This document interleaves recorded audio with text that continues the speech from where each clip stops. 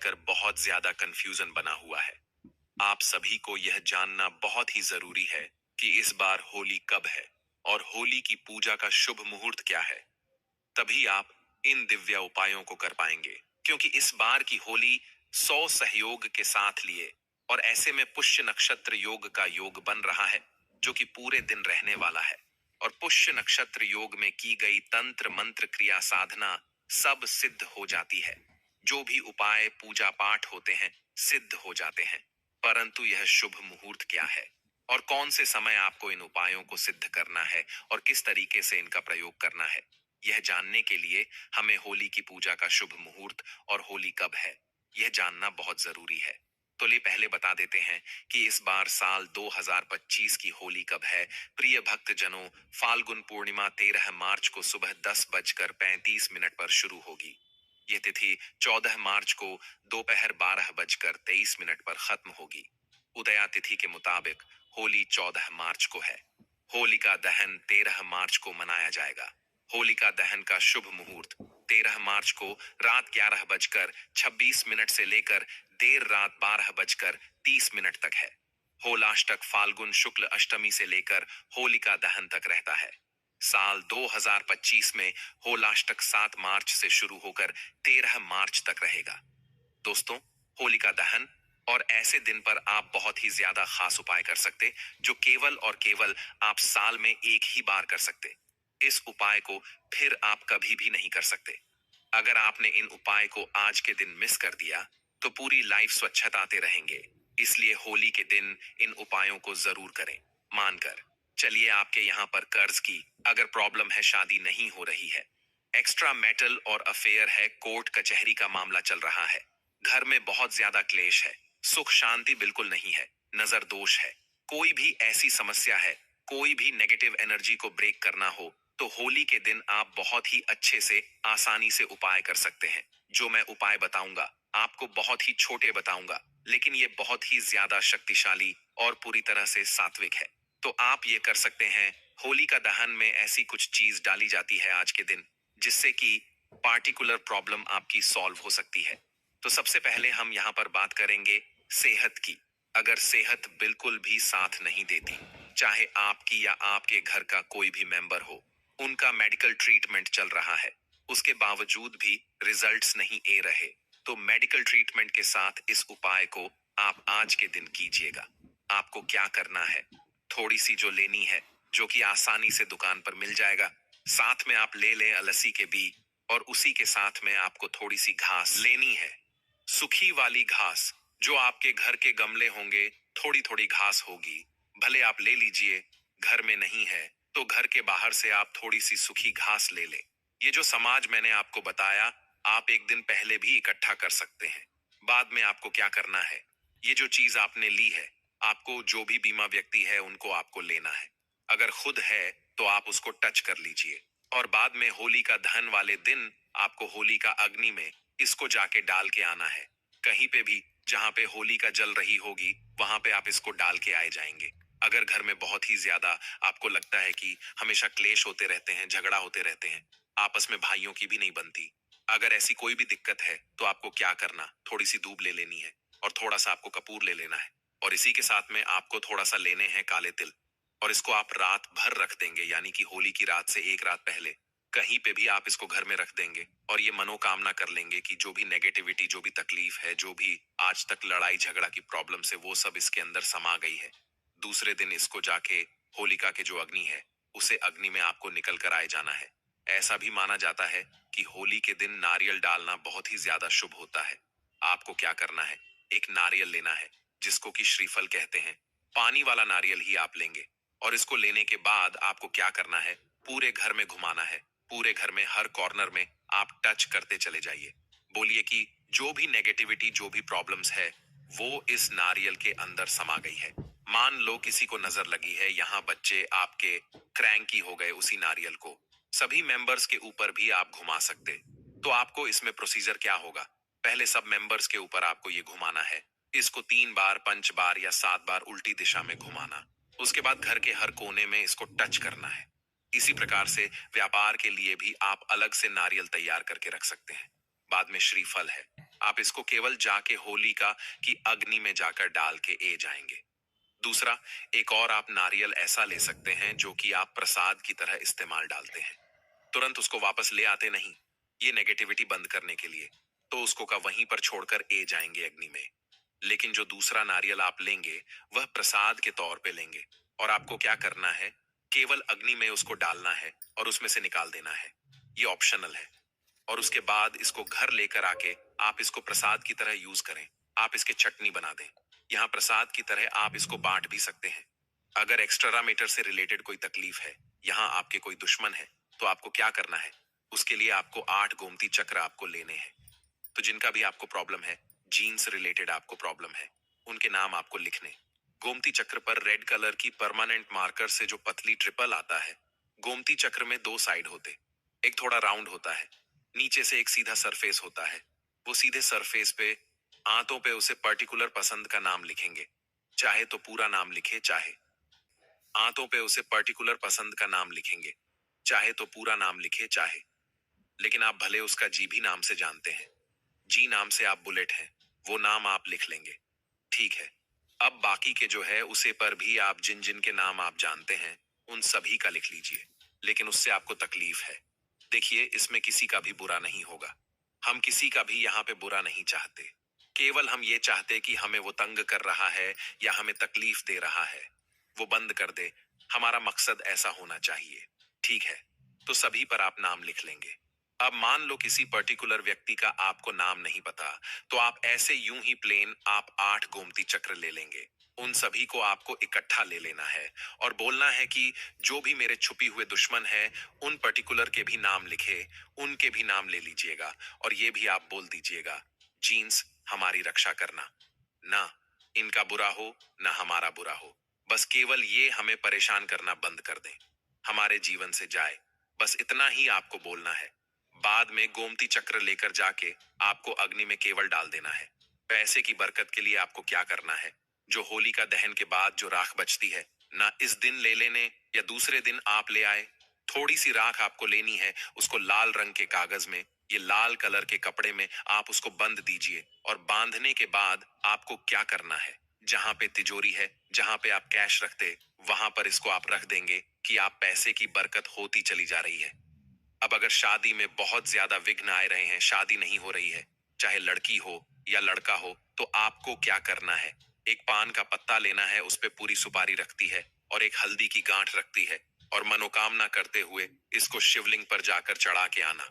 ये उपाय जो आपने करना है, ये सोमवार की सुबह को करेंगे तो ज्यादा अच्छा नहीं, तो पूरे दिन में जब भी आपको मौका मिले आप कर सकते हैं। अब अगर आप चाहते हैं कि आपके व्यापार में बहुत अच्छे से मुनाफा हो, बहुत अच्छे से बरकत हो, मेहनत तो आपको करनी है।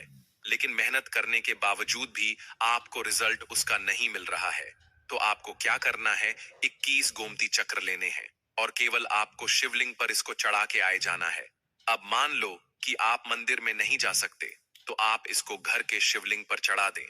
बाद में नेक्स्ट दिन आपको ये गोमती चक्र लेने और आपको उसको मिट्टी में दबा देना। इस प्रकार से आपकी शादी वाला भी कर सकते हैं कि घर के शिवलिंग पर रखेंगे, बाद में दूसरे दिन मिट्टी में दबा के आए जाएंगे। पूरी तरह से घर से नेगेटिविटी रिमूव करनी हो तो सबसे बेस्ट है कि कोई भी आपके घर में पुराना लकड़ी का टुकड़ा पड़ा होगा, वो जरूर से आप लेकर जाएं और उसको अग्नि में डाल दें।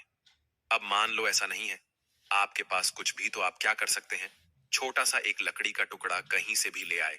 एक दिन पहले ही भले आप ले आए, उसको घर पे रहने दे। एटलीस्ट 24 घंटे उसको अपने घर में रहने दे और ये बोले कि घर की जो भी नेगेटिविटी प्रॉब्लम्स है वो उस लकड़ी के अंदर आ चुकी है। बाद में इस लकड़ी के टुकड़े को लेना है और इसको अग्नि में जाकर आपको डाल देना है। अब जो भी मैंने आज आपको उपाय बताई, मान लो कि आपके यहाँ होलिका नहीं जलती है, तो ऐसे में आप क्या करेंगे, आप खुद घर के बाहर जाइए। घर के बाहर जाकर थोड़ी सी लड़कियों का आप छोटा सा होलिका आप बनाकर कर सकते हैं और उसके अंदर आप एक चीज डाल सकते हैं। उन सभी के लिए बोल रहा हूं जिनको बहुत ज्यादा दिक्कत है या होलिका दहन उनके घर से बहुत ज्यादा दूर होता, तो ऐसे में वो क्या करें, तब वो ये उपाय करें। इस तरीके से ऑप्शनल है जो लकड़ी का मैंने उपाय बताया। अगर आपको वो नहीं मिल पाए तो आप क्या कर सकते हैं, घर से जो आपके पौधे होते हैं ना, उसमें से सूखी टहनी का भी आप इस्तेमाल कर सकते हैं। तो जो भी आज मैंने आपको उपाय बताए, इसको आप जरूर से कीजिएगा। इसको बिल्कुल भी मिस नहीं कीजिएगा, क्योंकि जैसे कि मैंने कहा, आप केवल इसको होलिका के दिन कर सकते हैं। केवल होलिका दहन वाले दिन ही कर सकते। बाद में पूरे साल आप नहीं कर सकते। उपाय को करने की कोशिश कीजिए। इसमें आपका कोई नुकसान नहीं होगा, बल्कि आपको फायदा ही होगा। इस दिन लाखों करोड़ों तांत्रिक भी अपने तंत्र क्रियों को अलग अलग प्रकार से सिद्ध करते हैं, क्योंकि इस दिन कर गया उपाय कोई सा भी हो, वह कभी भी सफल नहीं होता है। उसका हमें लाभ जरूर होता है। इसीलिए आप यह उपाय जरूर कीजिए। अगर आपने इस वर्ष यह उपाय नहीं किया, तो आपको फिर पूरा एक साल इंतजार करना पड़ेगा, क्योंकि होली का दहन साल में एक बार ही होता है। अगर आप भी किसी सिद्ध के द्वारा मंत्र का जाप करके उसे सिद्ध करना चाहते हैं, तो होली का दहन के दिन सभी पेड़ पौधे जागृत अवस्था में होते हैं। सभी पेड़ पौधों में देवी देवता निवास करते हैं। इस दिन चंद्रमा भी अपनी 16 कलाओं से परिपूर्ण होता है। चंद्रमा की 16 कलाओं से परिपूर्ण होने के कारण हमें बिना वस्त्र के, अर्थात कुछ हिस्से को छोड़कर बिना वस्त्र के, हमें थोड़ी देर चंद्रमा की रोशनी में घूमना चाहिए। इससे आपको कभी कोई बीमारी नहीं होगी। अगर आपके शरीर में कोई बीमारी है, तो भी वह चंद्रमा की शीतल रोशनी से दूर हो जाएगी और आप वृक्ष भगवान विष्णु और माता लक्ष्मी को समर्पित होता है। मदार का वृक्ष गणेश जी को समर्पित होता है। इस तरह अलग अलग वृक्ष में अलग अलग देवी देवताओं का निवास किया जाता है, लेकिन सभी वर्षों में देवी देवता जरूर रहते हैं। इसीलिए होलिका दहन के दिन किया गया उपाय कभी भी सफल नहीं होता है, हमेशा सफल होता है। अब मैं आगे आपको वह पौधा बताने जा रहा हूं, जिसकी जड़ में आपको दूध चढ़ाना है। अब हम बात करते हैं उसे पौधे के जड़ की। आपको उसे पौधे की जड़ में कितने बजे दूध डालना है, इस वीडियो में बताई गई छोटी सी जानकारी आपकी किस्मत को चमक कर रख देगी।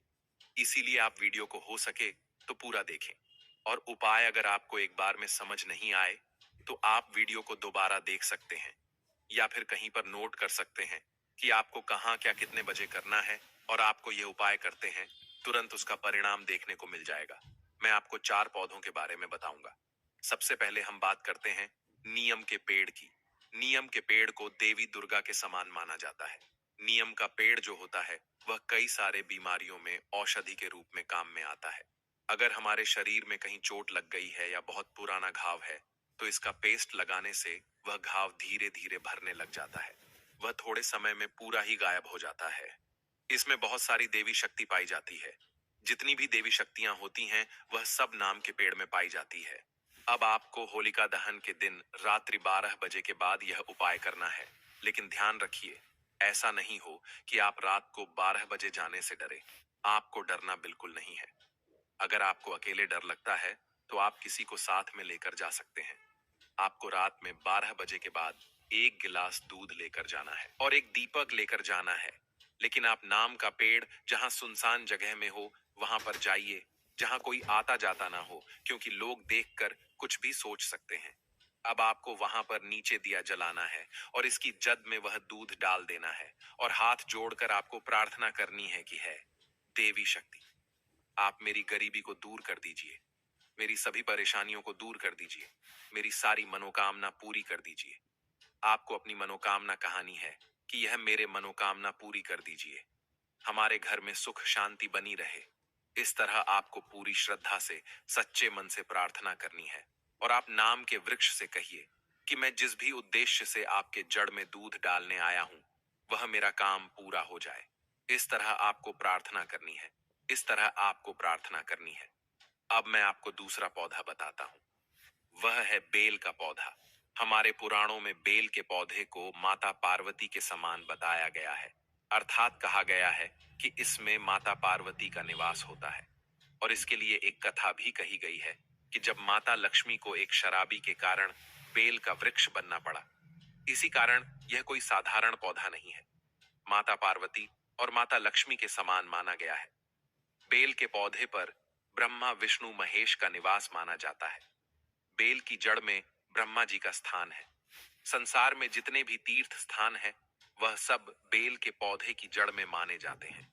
इसके बीच वाले हिस्से में भगवान विष्णु, और जो सबसे ऊपर का हिस्सा है, उसमें भगवान शंकर का निवास माना जाता है। और इसके पत्तों में माता लक्ष्मी, माता पार्वती का निवास माना जाता है। अब मैं आपको एक बहुत ही खास जानकारी बता देता हूँ कि जब भगवान शंकर ने समुद्र मंथन के दौरान विष पिया था, तब पत्ते भगवान शंकर को खिलाए गए, क्योंकि भगवान शंकर विष पीने के कारण बहुत ज्यादा परेशानी का अनुभव कर रहे थे। तब सबने सोचा कि इन्हें कौन सही कर सकता है। तब माता पार्वती ने बेल के पत्ते भगवान शंकर को खिलाए, जिससे उन्हें राहत मिली। इस कारण यह बहुत ही खास पौधा माना जाता है। अगर आप भी होली के दिन अपने परेशानियों से छुटकारा पाना चाहते हैं, अपनी बीमारी से छुटकारा ना पाना चाहते हैं, तो शाम को 7 बजे ध्यान रखिए।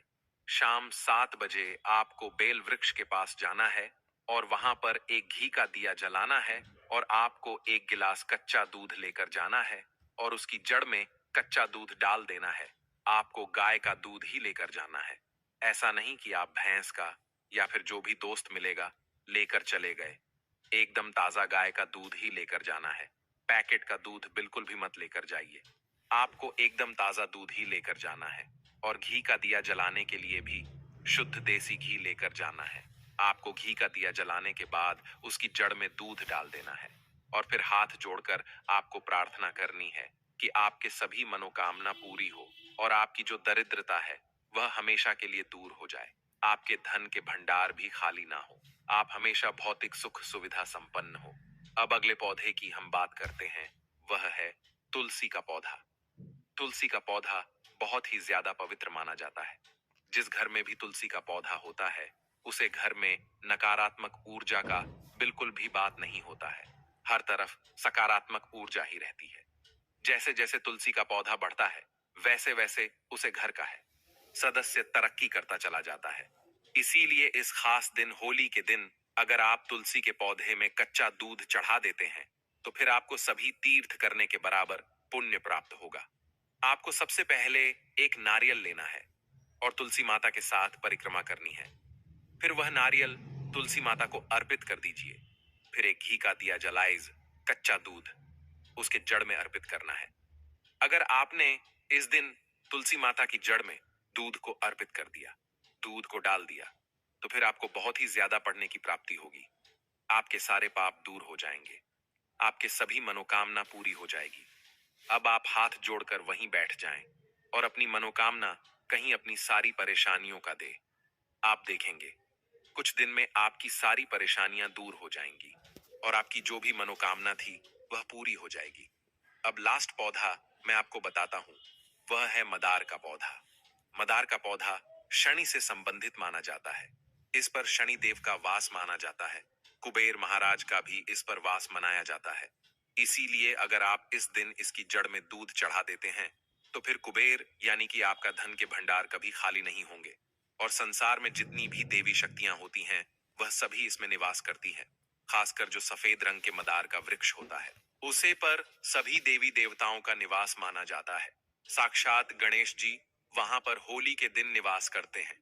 इसीलिए आपको होली के दिन रात को 8 बजे से पूर्व यानी कि सूर्यास्त होते ही आपको सफेद मदार के पौधे में कच्चा दूध डालना है और अपने मनोकामना को बोलते हुए प्रार्थना करनी है कि जल्दी से आपकी मनोकामना पूरी हो जाए। और अपनी मनोकामना बोलते हुए ही आपको वहां पर कच्चा दूध डालना है। आप देखेंगे कि आपकी सारी परेशानियां दूर हो गई और जो भी आपकी मनोकामना थी वह पूरी हो गई। जो आपका गुप्त धन है, आपको उसका पता भी नहीं है, वह भी आपको कहीं ना कहीं से प्राप्त हो जाएगा। इसीलिए आप ऐसा मौका हाथ से मत जाने दीजिए, क्योंकि यह मौका बार बार नहीं मिलता है। साल में एक बार आता है, फिर आपके पूरे एक साल इसका इंतजार करना पड़ेगा। लेकिन आपको यह सब उपाय करने में कुछ सावधानियां रखनी होगी, कुछ बातों का खास ध्यान रखना होगा। यह सब उपाय सिर्फ पुरुष ही कर सकते हैं, महिलाओं को यह उपाय नहीं करने हैं। और आप जो भी उपाय करें, पूरी श्रद्धा से, वह सच्चे मन से कीजिए। वह उपाय जरूर सफल होगा। आपको उसमें कामयाबी मिलेगी। आपकी हर मनोकामना पूरी होगी। सारी समस्या, दुख, कष्ट, पाप सब दूर हो जाएंगे। इस तरह मैंने आपको इस वीडियो में जो भी 4 पेड़ पौधे बताए हैं, हम में से आप किसी भी एक पेड़ का उपाय जरूर कीजिए और फिर आपको उपाय करना है। कौन से पेड़ का उपाय कितने बजे करना है, यह सब बातें आपको ध्यान में रखनी है। आप वीडियो देखते समय यह सब कहीं नोट भी कर सकते हैं। इसीलिए यह 13 मार्च 2025 को जो होलिका दहन होने जा रहा है, इतने खास मौके को आप अपने हाथ से मत जाने दीजिए। आशा करता हूं आपको मेरी वीडियो पसंद आई होगी और मेरा नए नए उपाय बताने का मकसद ही यही रहता है कि आपकी जो रोजमर्रा की समस्याएं हैं वह दूर हो सके और आपकी सभी मनोकामनाएं पूरी हो सके।